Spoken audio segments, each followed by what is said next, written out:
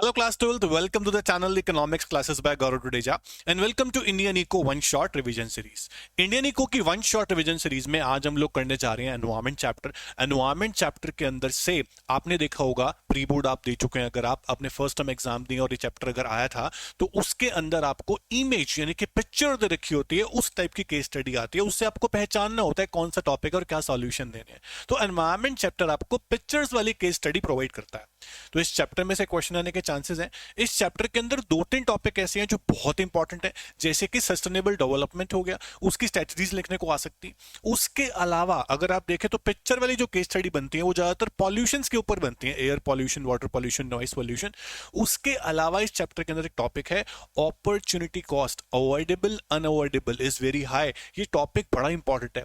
Demand supply reversal क्या होता है ये बताओ, ये बड़ा इंपॉर्टेंट है। एनवायरमेंट का डिग्रेडेशन क्या है, उसके अलावा हम देखते हैं कि डिफॉरेस्टेशन, डिग्रेडेशन के ऊपर क्वेश्चन आ जाते हैं। तो इस चैप्टर को हल्के में ना लेके, एनवायरमेंट चैप्टर है, बहुत इजी है, हमने पहले भी पढ़ रखा है क्या है इस चैप्टर में।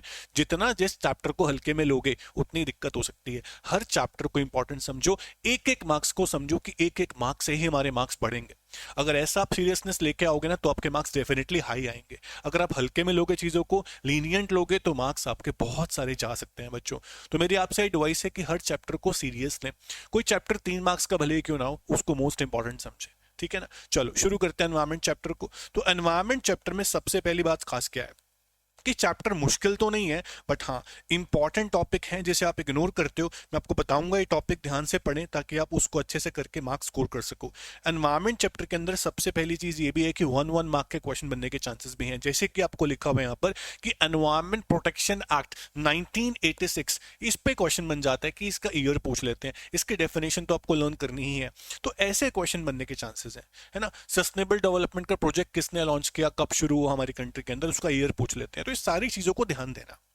तो एनवायरमेंट चैप्टर में सबसे पहले आप देखते हो बच्चों की डेफिनेशन क्या है एनवायरमेंट की। एनवायरमेंट क्या होता है, एनवायरमेंट का मतलब क्या है। According to environment protection act 1986, environment include surroundings all around us, जिसमें air, living, non living element सारे आप इंक्लूड कर देंगे। बहुत सिंपल डेफिनेशन है, आप पढ़ के देखो। Environment includes water, air, land and the inter relationship between them. जब देखो एनवायरमेंट की इंपॉर्टेंस अगर आपसे पूछते हैं, इंपॉर्टेंस क्या, देखो एनवायरमेंट है तो लाइफ है। Environment sustain our life. देखो ये चैप्टर में ना जो शुरू के टॉपिक्स हैं ये सब इजी इजी टॉपिक है, लेकिन जहां इंपॉर्टेंट बात आएगी आपको मैं रोक दूंगा बच्चों, अब ध्यान से सुनना। तो इंपॉर्टेंस क्या है एनवायरमेंट की। इंपॉर्टेंस ये है कि एनवायरमेंट हमें रिसोर्सेज देता है प्रोडक्शन करने के लिए। सब बच्चे इसमें अच्छा खासा लिख सकते हैं। एनवायरमेंट हमें कौन से रिसोर्सेज देता है, देखो नेचुरल रिसोर्सेज देता है।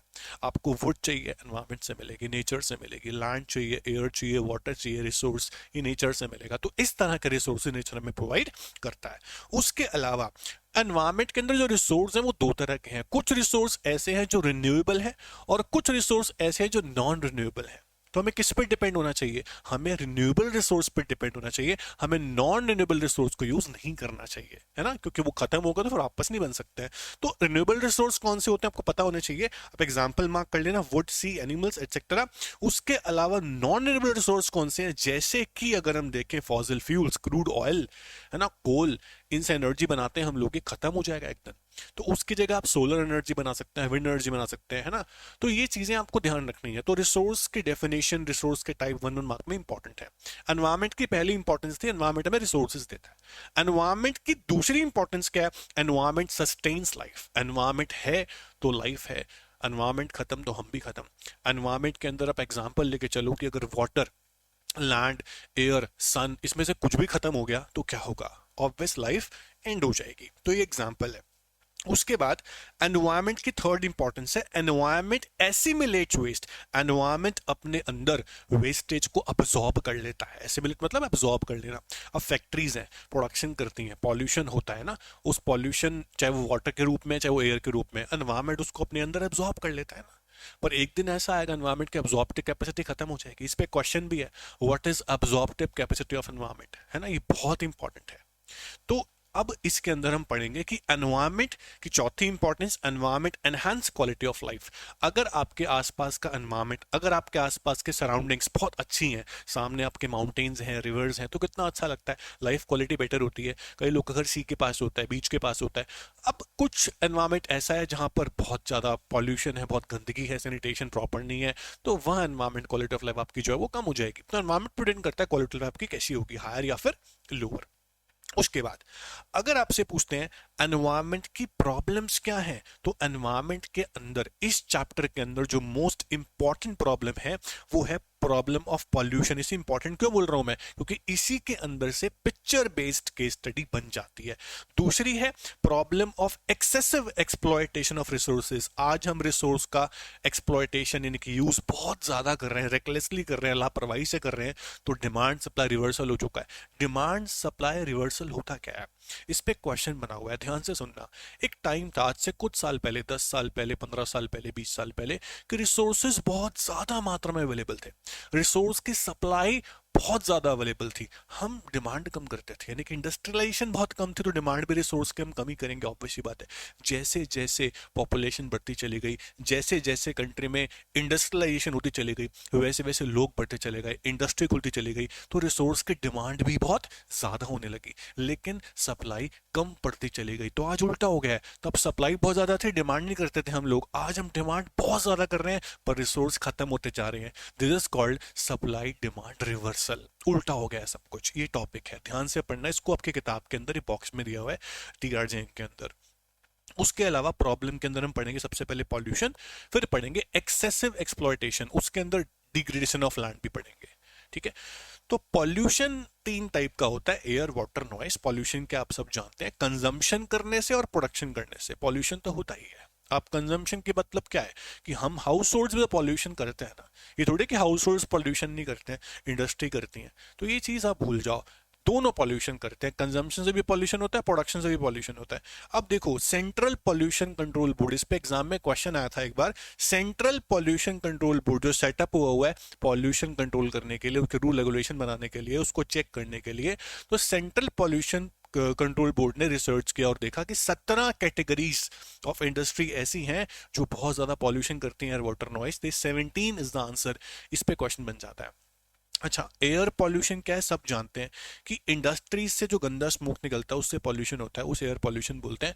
उसके अलावा भी और बहुत सारी बातें हैं, लेकिन एयर पॉल्यूशन से कौन सी डिसीज होती है, देखो व्हीकल से भी एयर पॉल्यूशन होता है, इंडस्ट्री से भी एयर पॉल्यूशन होता है, तो एयर पॉल्यूशन जो है उससे डिसीज कौन सी होती है, इस पे क्वेश्चन बन सकता है ना। तो सांस की प्रॉब्लम, रेस्पिरेटरी डिसीज हम बोल सकते हैं, इससे हो सकती हैं, कार्डियोवास्कुलर डिजीज से हो सकती हैं, हाइपरटेंशन इससे हो सकती है, तो ये डिसीज के नाम आपको याद रखने पड़ेंगे। तो एयर पॉल्यूशन जो एग्जांपल है, स्मोक से, एमिटेड बाय इंडस्ट्रीज या व्हीकल्स, या फिर गैसेस से जो निकलती हैं बेसिकली इंडस्ट्रीज से, प्लास्टिक इंडस्ट्रीज से, उसके अलावा emission of gases bye vehicles, ये एग्जांपल आप देंगे। एयर पॉल्यूशन ऐसे ऐसे हो सकता है। एनवायरमेंट पॉल्यूशन में एयर पॉल्यूशन जो है उसकी जो डिसीज है जिससे हो सकती है वो हाइपरटेंशन, अस्थमा, रेस्पिरेटरी डिसीजेस और कार्डियोवास्कुलर की हार्ट प्रॉब्लम्स हो सकती हैं। ये सारी चीजें आपको ध्यान रखनी है बच्चों। उसके अलावा वाटर पॉल्यूशन से जो डिसीज है वो डायरिया सबसे इंपॉर्टेंट, और हेपेटाइटिस, लीवर इंफेक्शन जिसे हम बोलते हैं, वो हो सकता है। तो वाटर पॉल्यूशन होता कैसे है, सीवरेज से जो फ्लो, गंदा पानी जो है वो रिवर्स में चला जाता है, उसको हम पीने के लिए फिर यूज अगर करें तो उससे पॉल्यूशन होगा, जो वाटर पॉल्यूशन कहलाएगा। और इंसान के अंदर आधी से ज्यादा बीमारियां वाटर पॉल्यूशन से ही होती हैं, पेट से ही होती हैं। दूसरा वाटर पॉल्यूशन कैसे होता है, इंडस्ट्रियल वेस्टेज से, इंडस्ट्री प्रोडक्शन कर रहे हैं, उससे गंदा पानी निकल रहा है, वो कहाँ जा रहा है, रिवर्स में जा रहा है। एग्रीकल्चर में अगर केमिकल इंसेक्टिसाइड्स का यूज बहुत ज्यादा होगा तो उससे जो पानी निकलेगा वो भी कहाँ जाएगा, रिवर्स में जाएगा, उसको हम पीने के लिए यूज करेंगे, वाटर पॉल्यूशन होगा। तो बहुत सारे रीजंस हैं वाटर पॉल्यूशन के, उसका जो रिजल्ट है फिर वो क्या है, डिसीज है भाई। कौन सी डिसीज है, डायरिया या फिर हेपेटाइटिस से हो सकता है, ये आप ध्यान रखना। अब बात करते हैं नॉइस पॉल्यूशन की। नॉइस पॉल्यूशन सब जानते हैं कैसे होता है, व्हीकल्स के इंजन से, हॉर्न से, फैक्ट्री की मशीनरी से, हाउस होल्ड अप्लायंसेस से, इन सब से हो सकता है। तो ये छोटी सी चीज है। अब देखो, the second problem of environment is degradation and deforestation of land. अब यहां मैं आपको बोलना चाहता हूं, this is very very very important topic, आप पे इस पे क्वेश्चन डेफिनेटली बन जाएगा। डिफॉरेस्टेशन क्या है, पेड़ों का कटना। उसे बोलते हैं डिफॉरेस्टेशन। तो डिफॉरेस्टेशन किस लिए होता है? देखो इंडस्ट्रियलाइज कैसे होता है, मतलब इंडस्ट्रियलाइजेशन जो है हम मानते हैं कि बून है, as it offer variety of things to consume. Industry हमारे लिए वरदान साबित होती है क्योंकि बहुत सारी गुड्स आज हमें इंडस्ट्रीज ही देती है, लेकिन एज वेल एज ये बेन भी है क्योंकि इंडस्ट्रीज से पॉल्यूशन भी बहुत ज्यादा होता है। पेड़ों को काटा जाता है तब जाकर इंडस्ट्री सेटअप होती हैं। कह रहे trees are failed to meet the growing demand for wood. Industries को वुड चाहिए, फर्नीचर बनाना है, तो ऑब्वियस वो पेड़ काटेंगे, है ना। अर्बनाइजेशन जो है करते करते देखो इंडस्ट्री जहां सेटअप होंगी वहां अर्बन एरिया जरूर बनेंगे। अर्बनाइजेशन आएगी तो ऑब्वियस गांव को हटाया जाएगा, गांव हट गए मतलब कि पेड़ कट गए, तो डिफॉरेस्टेशन होना ही होना है। उसके अलावा इंडस्ट्री जो है उन्हें बहुत सारी वुड चाहिए हाउस होल्ड आइटम बनाने के लिए, फ्यूल चाहिए एज अ फ्यूल, तो ये सब चीजें इंडस्ट्रियलाइजेशन की रीजन है, जिस इंडस्ट्रियलाइजेशन से डिफॉरेस्टेशन होता है। मल्टीपर्पस रिवर प्रोजेक्ट आजकल बनाए जा रहे हैं, जैसे कि डैम बनाते हैं, डैम बनाते टाइम भी बहुत सारे पेड़ों को काटा जाता है, तो डिफॉरेस्टेशन के रीजन है ये। तो इस पे क्वेश्चन बन सकता है। तो डिफॉरेस्टेशन बहुत सिंपल है, 3 मार्क्स के हिसाब से आप रीजन लिखेंगे इसके अंदर और मीनिंग लिख देंगे। उसके अलावा डिग्रेडेशन ऑफ लैंड का मतलब क्या होता है कि अगर लैंड की फर्टिलिटी कम हो जाए, व्हाट इज फर्टिलिटी, मिट्टी की जो उपजाऊ क्षमता होती है ना, कि मतलब ज्यादा ग्रो कर सके क्रॉप को, तो वो अगर कम हो जाए, फर्टिलिटी लैंड की कम हो जाए, उसे हम डिग्रेडेशन बोलते हैं। और वो कैसे होता है इस पे क्वेश्चन बन सकता है। डिग्रेडेशन बेसिकली एग्जांपल दे रहा है कि सॉइल इरोजन, मिट्टी की उपजाऊ क्षमता कम हो जाना ड्यू टू बहुत तेजी से हवा चलना या फिर पानी एक जगह बहुत इकट्ठा हो जाना और उससे मिट्टी की जो अपर लेयर है वो खत्म हो जाना, न्यूट्रिशन जो होते हैं मिट्टी के अंदर पोटेशियम या फॉस्फोरस उसका कम हो जाना, तो ये सबसे इफेक्ट होता है फर्टिलिटी। अब जो नेक्स्ट टॉपिक आता है वो ये आता है कि एनवायरमेंटल डिग्रेडेशन के रीजंस क्या है। देखो बच्चों, लैंड का डिग्रेडेशन और एनवायरमेंटल डिग्रेडेशन दोनों टॉपिक अलग अलग हैं, सेम नहीं है। लैंड का डिग्रेडेशन का मतलब क्या था, अभी हमने पढ़ा कि अगर सॉइल इरोजन होगा या फिर सॉइल की जो अपर लेयर है या फिर हम बोलते हैं कि जो लैंड में फर्टिलिटी है वो सब खत्म हो जाएगी तो लैंड का डिग्रेडेशन होगा। उसके रीजंस क्या थे कि एक्सेस में वाटर लॉगिंग होना, पानी जगह बहुत इकट्ठा हुआ है तो सॉइल की अपर लेयर, न्यूट्रिएंट जो अपर लेयर होती है वो चली जाती है। उसके अलावा बहुत तेज हवाएं चल रही हैं तो सॉइल की अपर लेयर उड़ जाएगी, हवा के साथ खत्म हो जाएगी, तो उसमें न्यूट्रिएंट जो होंगे वो सॉइल के चले जाएंगे। तो इन सब से लैंड का डिग्रेडेशन होता है। इसका मतलब क्या, एक्चुअल लैंड डिग्रेडेशन का मतलब ये है कि जब एग्रीकल्चर जो लैंड होता है वो ऐसा नहीं रहा जैसा पहले था, मतलब जो फर्टिलिटी पहले थी, जो उपजाऊ क्षमता लैंड के अंदर पहले थी वो आज नहीं बची है, तो हम बोलते हैं लैंड का डिग्रेडेशन हो गया। लेकिन अब जो टॉपिक आ रहा है वो ये आ रहा है कि एनवायरमेंटल डिग्रेडेशन क्या होता है, मतलब कि इस पे क्वेश्चन बनेगा what are the causes of environment pollution. यहां आप एनवायरमेंट पॉल्यूशन की ही बात कर रहे हो, ये मत समझना कि लैंड डिग्रेडेशन की बात कर रहे हो। तो अगर क्वेश्चन आया एनवायरमेंटल डिग्रेडेशन तो एनवायरमेंट के कॉजेस लिखने हैं पॉल्यूशन के, अगर आया लैंड डिग्रेडेशन तो वो वाले लिखना है। ध्यान से पढ़ना, देखो कंफ्यूजन नहीं होनी चाहिए। तो एनवायरमेंट पॉल्यूशन ही इसका क्वेश्चन है कि एनवायरमेंट पॉल्यूशन के रीजंस क्या है। देखो आप सबको पता है सबसे पहला रीजन है पॉपुलेशन एक्सप्लोजन। अगर पॉपुलेशन किसी कंट्री की बहुत तेजी से बढ़ेगी, जितने ज्यादा लोग उतने ज्यादा रिसोर्सेज की डिमांड। अब सीधी सीधी बात है, रिसोर्स की डिमांड बढ़ेगी तो पेड़ भी ज्यादा कटेंगे, है ना, एनवायरमेंट भी पॉल्यूट होगा, ज्यादा व्हीकल्स चलेंगे, ज्यादा इंडस्ट्रियलाइजेशन सेटअप होगी, बहुत कुछ होगा, पॉल्यूशन तो बढ़ना है क्योंकि कंजम्पशन नहीं बढ़ेगा, प्रोडक्शन नहीं बढ़ेगा, लोग बढ़ेंगे। तो population is the first and foremost reason for environment pollution. दूसरा रीजन है जितनी ज्यादा जिस देश में गरीबी होगी उतना पॉल्यूशन बढ़ सकता है, क्योंकि गरीब लोग जो होते हैं उनके घर पे एलपीजी गैस तो होती नहीं। आप देखते हो कि वो एज अ फ्यूल वो देखें फ्यूल के लिए वुड को यूज करते हैं, लकड़ी को, उससे पॉल्यूशन होता है। पेड़ भी कटते हैं तो पेड़ों का कटने से पॉल्यूशन नहीं होगा, बिल्कुल होगा, है ना। फ्यूल यूज कर रहे हैं वुड को तो उससे भी एयर पॉल्यूशन होगा। तो ये रीजन है पॉवर्टी किसका, एनवायरमेंट पॉल्यूशन का। उसके अलावा जिस कंट्री में अर्बन एरियाज बढ़ते चले जाएंगे वहां पर सोचो गांव कम हो जाएंगे, और गांव कम हो गए तो पेड़ अपने आप कट के, समझ जाओ, हरा भरा गांव होता है, शहर नहीं होता। अर्बनाइजेशन बढ़ रही है तो वहां इंडस्ट्रीज भी सेटअप होंगे, इंडस्ट्री सेटअप अर्बन एरियाज में ही होती हैं। अब अर्बन एरिया बढ़ेंगे, पेड़ कटे, ट्री फेलिंग हुआ, पॉल्यूशन, फिर इंडस्ट्रीज वहां पर आ गई, उससे भी एयर पॉल्यूशन हुआ, तो होना पॉल्यूशन ही है। अर्बनाइजेशन फास्ट से पॉल्यूशन बढ़ता ही है, तो urbanisation is the reason for environment pollution.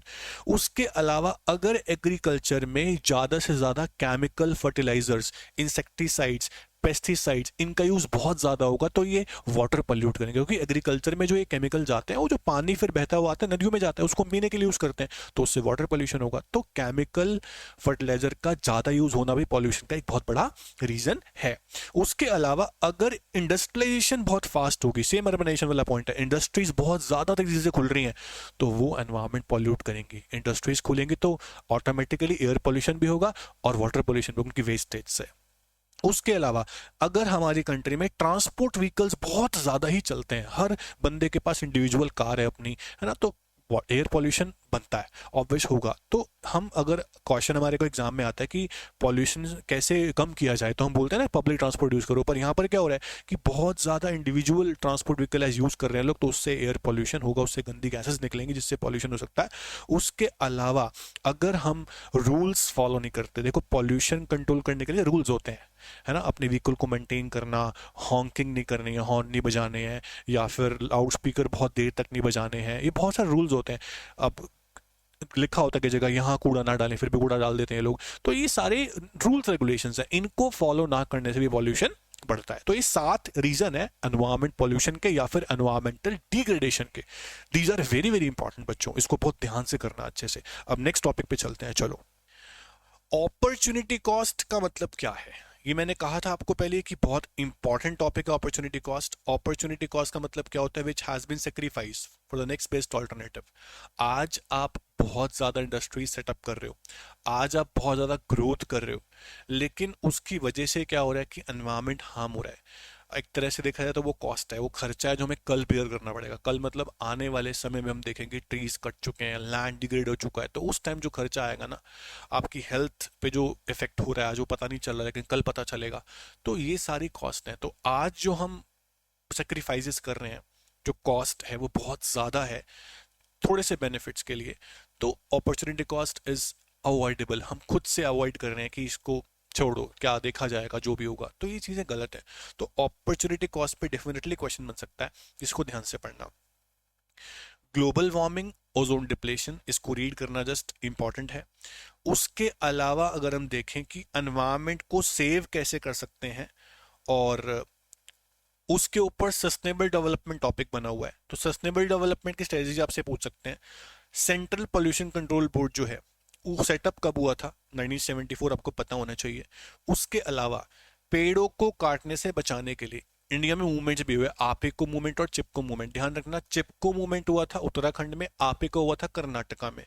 और ईयर याद रखो, 1970s में ये हुए थे। एग्जैक्ट जो आपका ईयर है इसका मैं आपको बता देता हूँ। 1963 जो है ये कर्नाटका में आपेको मूवमेंट था, और 1973 में चिपको मूवमेंट होगा, तो ईयर आप याद रखो, ठीक है। उसके बाद यहाँ लिखा हुआ है कि 12,000 ट्रीज को कटने से बचाया था, इंपॉर्टेंट है। सस्टेनेबल डेवलपमेंट का इस पे डेफिनेटली 6 मार्क का क्वेश्चन बन सकता है। सस्टेनेबल डेवलपमेंट का मतलब क्या है कि आज आप डेवलपमेंट करो, कोई नहीं रोक रहा आपको, लेकिन आप फ्यूचर जनरेशन का जो है ना लॉस ना होने दें।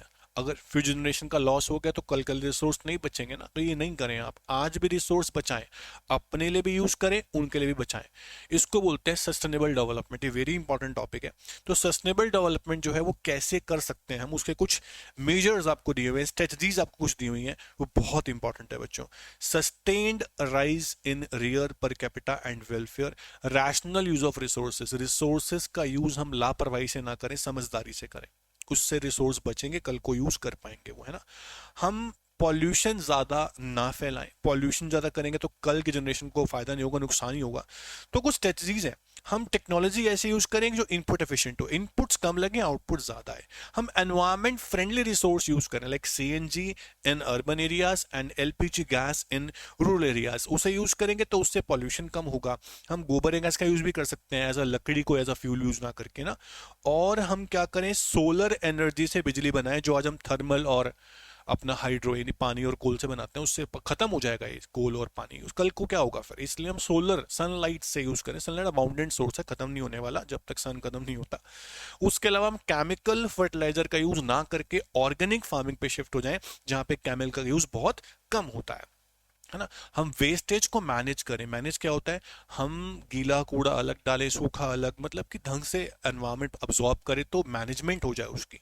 और हम अवेयरनेस फैलाएं सबको कि कितना नुकसान होगा अगर हम आज एनवायरमेंट पॉल्यूट करते हैं। तो ये चीज़ हम बड़े लेवल पे अवेयरनेस प्रोग्राम लॉन्च करें अपनी कंट्री के अंदर, अपने एरियाज के अंदर, और हम पब्लिक ट्रांसपोर्ट का यूज करें as compare to individual vehicle, जिससे पॉल्यूशन कम होगा। लाइक इंडिविजुअल कार यूज ना करके कार पूलिंग करें, या फिर हम मेट्रो का यूज करें, बसेस का यूज करें, इंडिविजुअल व्हीकल यूज ना करें, इससे भी पॉल्यूशन कम हो सकता है। ये चीजें आपको दी हुई, ये था सस्टेनेबल डेवलपमेंट की स्ट्रेटजीज।